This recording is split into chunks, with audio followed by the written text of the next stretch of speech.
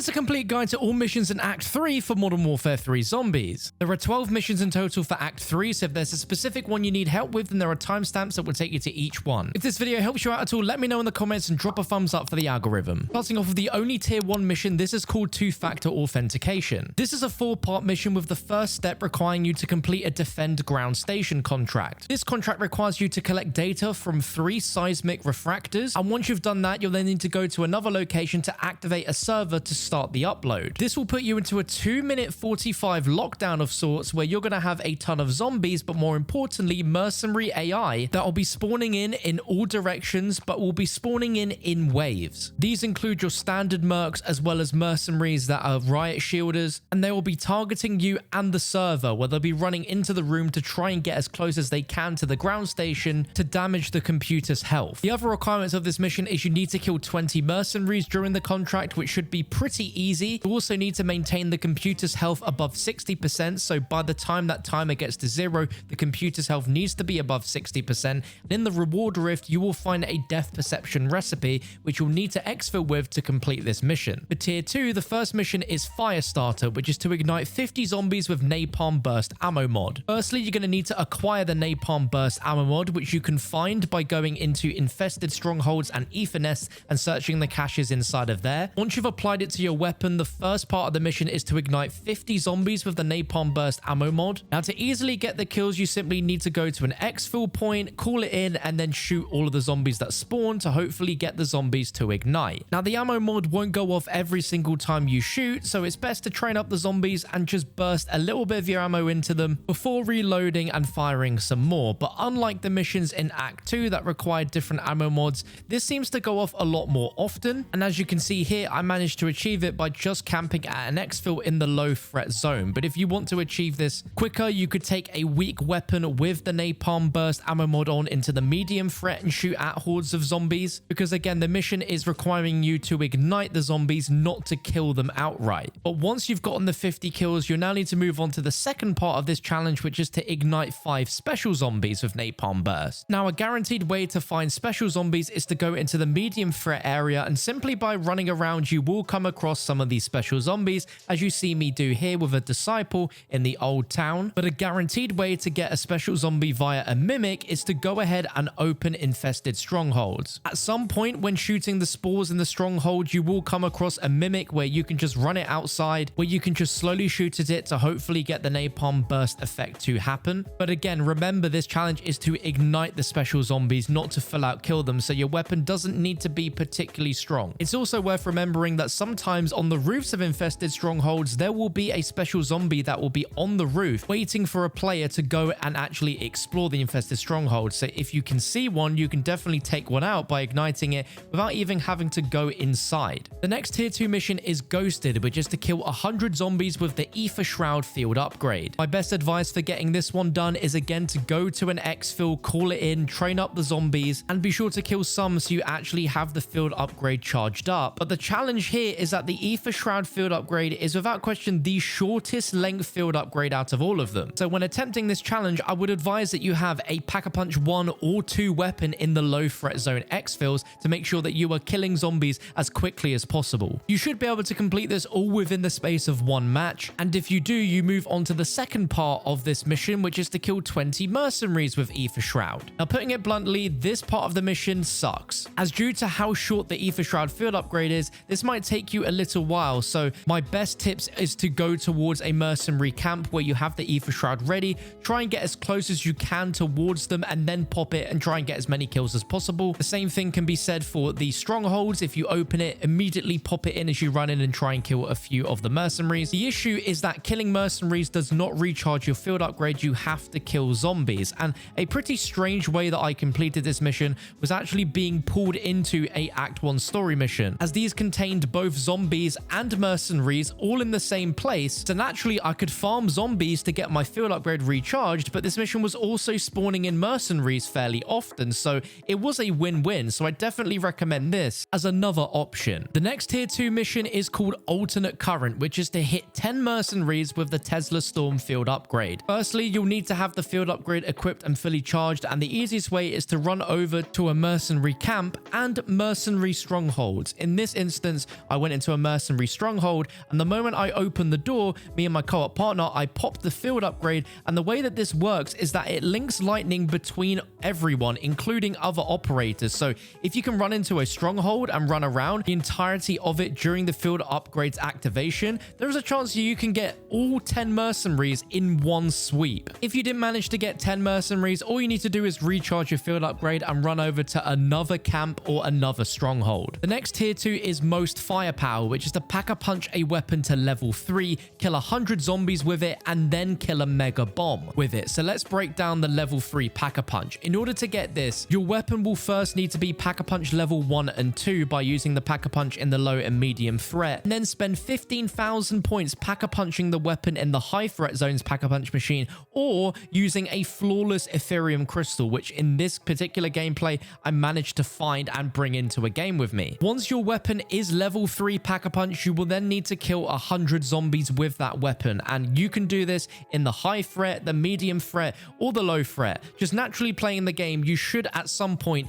kill 100 zombies with that weapon, no problem. The final part of this mission is to kill a mega bomb with the level 3 pack-a-punch weapon. Now what this is referencing to is the mega abomination, which exists within the high threat zone. This is the massive 3-headed monster that will just be roaming around the map, and you'll need to be the one that kills it with the final blow using the level 3 pack-a-punched weapon. Now I'm not sure if this counts for killing the mega abomination when it is part of a bounty contract in the high threat zone, as in my particular run, the teammates that I'm playing with, one of them took down the mega abomination with a level 3 weapon. So as long as someone in your squad has a level 3 pack-a-punch weapon and somehow takes out the mega abomination without you shooting it, that also will count. It goes without saying, but to take down the mega abomination, you obviously want to have yourself a good set of perks by this point: stamina up, deadshot daiquiri to do more damage. And if you can't find it straight away in the high threat zone, just roam around in a vehicle or run around with your fists out, and eventually you will come across it. The next tier 2 mission is paint the target, which is to kill 20 mercenaries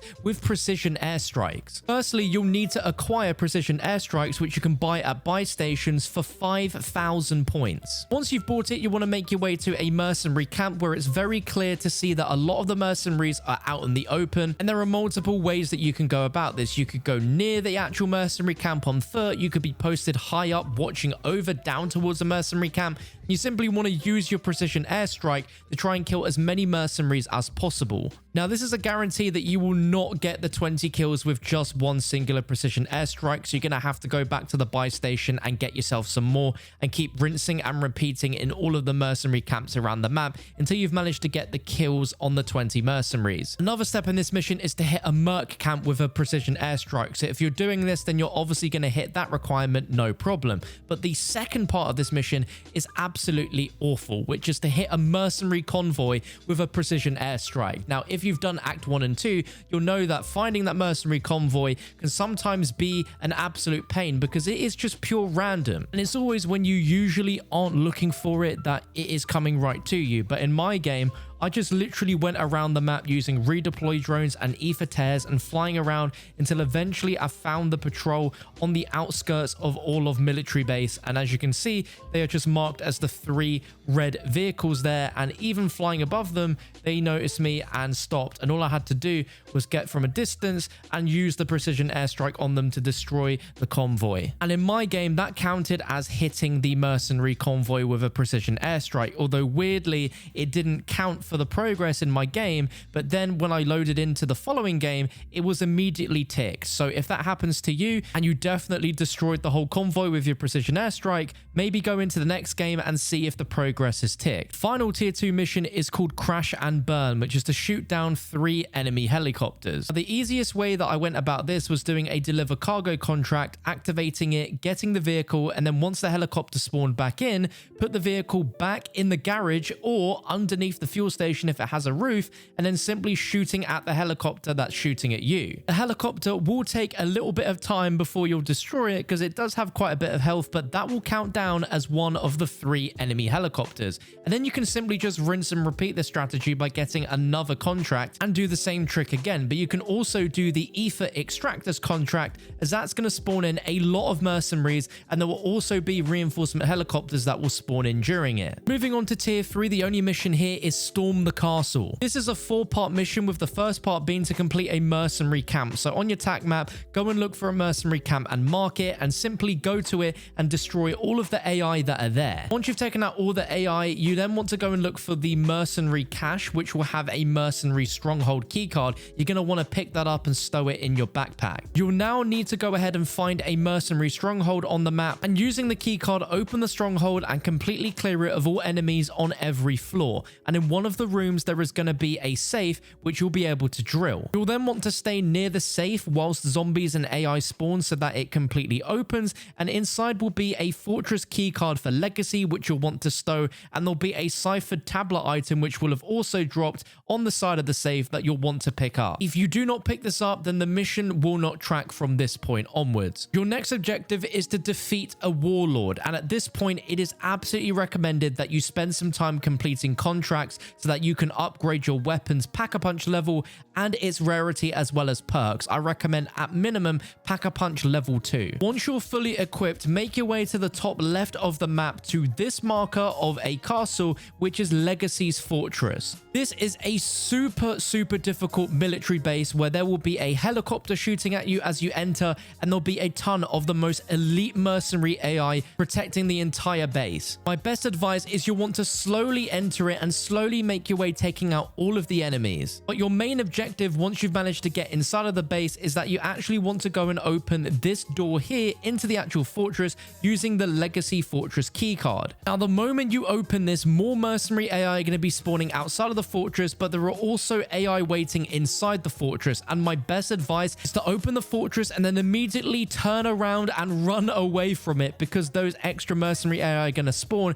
and you want to be taking them out first. Otherwise, they're going to be rushing you inside of the fortress where you have a very small play space. On top of the AI you've already been taking out, there's also going to be these new AI which run at you with knives and immediately kill you, so be very careful to take those out. But once things have finally quietened down, make your way inside the fortress, take out the AI on the first floor, then you want to take out that mine that's on the stairs. At the top of the stairs, there's going to be a wire that you're going to want to defuse, and to the left, there's going to be a few AI waiting for you. Once you've taken those out, take out this suppression mine, then go ahead and prone and defuse this barbed wire, and make your way into this room where there's going to be a suppression mine on the wall there. There's going to be a few elites that are going to be hiding behind tables and cover that you're going to want to be taking out. And further to the right of this window is going to be another one of those mines that you're going to want to take out. There'll be 1 or 2 riot shield AI as well as more elites, but right at the back of the room, hiding behind the filing cabinet, is going to be the boss called Legacy, who has a flaming shotgun who can down you in just a few shots. So you've got to be very careful and take your time when approaching him, because not only does he shoot you with that, he also throws down a multitude of incendiary grenades which light the entire floor up on fire. So you definitely just want to take your time. There is no need to rush this fight. All you need to do now is shoot this boss enough until he dies, dropping the Strauss's research item. Now, at the time of me making this video, this mission is severely bugged, where there is maybe a 1 in 10 chance of Legacy actually dropping Strauss's research, and there's been 9 games in a row where I've attempted this and Legacy did not drop Strauss's research. So if you're coming into this issue, which should hopefully be fixed by Treyarch in the coming days, and if you're watching this video after the fact, then this will work first time. But by killing Legacy, he will drop a quest item called Strauss's research, which will be marked by everyone in the game as a pick-upable item. And once you've picked up that item, you've officially completed Storm the Castle. First mission of tier 4 is called Closing Time, which is a 3-step mission to enter the Ether Storm, kill 50 zombies inside the Ether Storm, and defeat Stormcaller inside the Ether Storm. Now, if you open your attack map, there will be a location somewhere where the Ether Storm will be as a small nuclear circle. This is what eventually grows bigger and bigger once the 45 minutes in a game has ticked down. So for the first part of the mission, you simply need to run into this storm. The second requirement is to kill 50 zombies inside the Ether Storm, and this is very difficult because inside the Ether Storm, the zombies are tier 3 armored zombies that are also being given additional health by the Stormcaller boss, who is a disciple. These zombies are incredibly fast as well, and I found these zombies to be so incredibly strong that you had to have a triple Pack-a-Punch weapon to do any damage, but you don't need to use a weapon to kill these zombies. And we found a very efficient method is to run decoy grenades, throw them inside the storm to get the zombies all grouped up, and then throw down Molotovs. Molotovs are super effective against the armored zombies inside this storm, storm, and if you have them equipped, there is an ammo cache just behind you to the right where you can immediately refill your Molotovs and continue to rinse and repeat with throwing decoys and Molotovs. Once you've taken out all the currently spawned in zombies inside the storm, you're going to want to run out of the storm to allow the Stormcaller to spawn more zombies in. And you'll just want to rinse and repeat until you've killed 50 zombies that are inside the Ether Storm. The last part of this mission is to defeat Stormcaller inside the Ether Storm, and this is very, very difficult, and my honest advice on how I completed it is that I got a Juggernaut kill streak, called it in, and tried to maximize as much time as I possibly had whilst in the Juggernaut suit to try and put as much damage into the Stormcaller. But even with one Juggernaut suit being used, the Stormcaller was still at 50% health. And another thing you might notice is currently there's a bit of a visual glitch when using the Juggernaut suit within the storm, where you just have a lot more purple on your screen than usual, so just beware of that. But the way I completed this was doing this in a game with 3 players where we all had Juggernaut suits and we were able to take this down. An easy alternative cheese method has been discovered recently, where if you come across the Dark Ether Bike, the Blood Burner, which spawns at complete random in the medium threat zone, if you kill zombies by running them over with the bike, it charges up a field upgrade, and once you have that field upgrade fully charged, you can drive into the storm, use the field upgrade near the Stormcaller, and it will automatically kill him instantly. Especially with the fact that he will heal health off the other zombies, you need to be constantly putting damage into him. The next tier 4 mission is Spring Cleaning, which is to clear an infested stronghold in the high threat zone. Now this mission sounds very difficult, but in actual fact this wasn't as bad as it sounds. I definitely recommend that you are fully geared up as you normally would to do a run into the high threat zone, and make sure that you have decoy grenades. But inside of the high threat zone, the infested strongholds are actually very small. So if you have decoy grenades and potentially a monkey or Casimir, you can very quickly throw them down and try and run in and get this completed as quickly as possible. Luckily, on the upstairs, there is an open door which you can use to run out if things get too chaotic. But I would highly recommend that you are fully stocked on decoys and have at least monkey bombs or Casimir grenades to try and clear this safely without those zombies making your life difficult. If you are attempting this solo, then it is definitely advised to carry a few self-revive kits, because it's very likely that you will take at least one down in here just by how fast the zombies sprint in. The next tier 4 mission is called Holdout, which is to complete an Outlast contract. This is a very easy mission where all you need to do is activate an Outlast contract, which can be done in any of the threat levels, and once you've activated it, go over to the area and activate the PND, and whilst the analysis is being performed, you need to kill 50 zombies that are inside the corrupted space, which is the purple area, the indoors part that this mission is happening in. And you'll simply just need to kill 50 zombies. If for whatever reason you don't get the 50 zombies within this particular contract, then you can go around the map to find another one and complete another contract where you kill the 50 zombies. And if you've done it successfully, in the reward rift portal should be the Wonderwaffe DG2 plans, which you'll need to put in your backpack and exfil with successfully to complete that mission. And now we move on to the final mission of Modern Warfare 3 Zombies for Act 3. This is called Defeat Zakhaev. This mission is broken down into 2 parts, the first being to deploy to Zakhaev's stronghold. Before you even do this, I cannot highly stress enough that you need to spend most of your game getting fully geared up. We're talking most of the perks,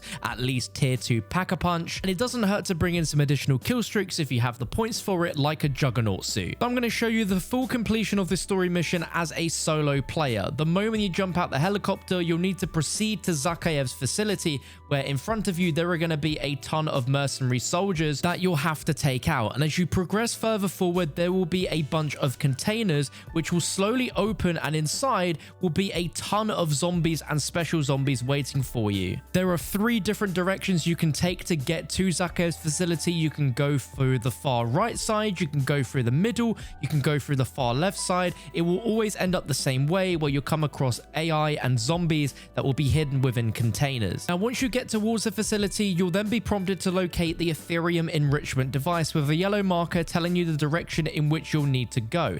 As you make your way inside the actual facility, there will be a ton of mercenary AI both on the floor that you're on, below you, but more importantly, there will also be snipers in the railings above you. So it's really important that you take out all of these mercenaries before you advance any further. So once you've taken them all out, you'll then be prompted to plant an explosive charge on the enrichment device, which will take you a few seconds, so it's definitely worth making sure that there are are no AI near you so that they can't disrupt you whilst you're doing this animation of planting a charge on the device. Once that charge has been applied, make your way outside of the facility and then go towards the new yellow marker, which is to get to the neutralizer. In front of you, there will be a ton of AI soldiers and AI grunts, as well as a bunch of trip mines that are leading you all the way up towards that marker. As you get closer and closer to that yellow marker, there will be more AI which will be spawning in on helicopters, which you can choose to take out separately or decide to just shoot at the choppers to fully take them out. But once you're in range of the neutralizer, the next prompt will be to power up the neutralizer. So all you need to do is just go up to the yellow prompt,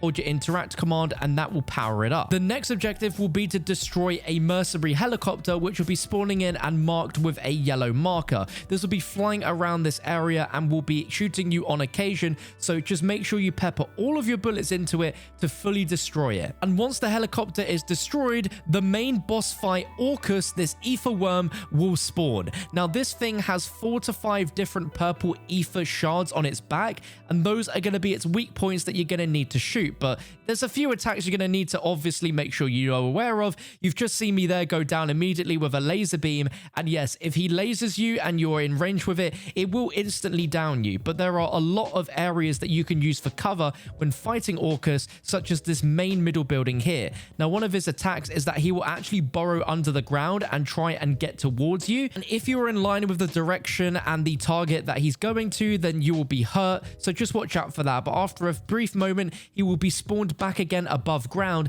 and you simply just want to keep rinse and repeating shooting these shards. Now again, if you get in the way of his burrowing, he can launch you all the way up into the air, bringing you onto some of the roofs of these containers, so you just want to watch out. Now if you ever run out of ammo, there are plenty of ammo caches all around, and there's also a buy station contained within this main central warehouse that you can use to buy any armor plates or kill streaks if you brought in any points from your previous game. Now there is no real secret tips or tricks here in order to take down this Orcus boss. He is simply just a massive bullet sponge, and you just want to avoid his laser attacks, avoid his burrows, and make sure you're also just constantly shooting at the dark ether shards that are on his back in order to do the most damage as quickly as possible. I definitely recommend the perks that I currently have on, as these are the best perks for solo play. In this particular run, you can see that I had a triple pack-a-punched weapon as well as the napalm burst ammo mod, because that is the most useful against special zombies. I don't think it does any particular bonus damage to Orcus, but if you have any ray gun acquisitions or you can build the ray gun and bring it in, I definitely recommend it because it is very strong against Orcus and will just make this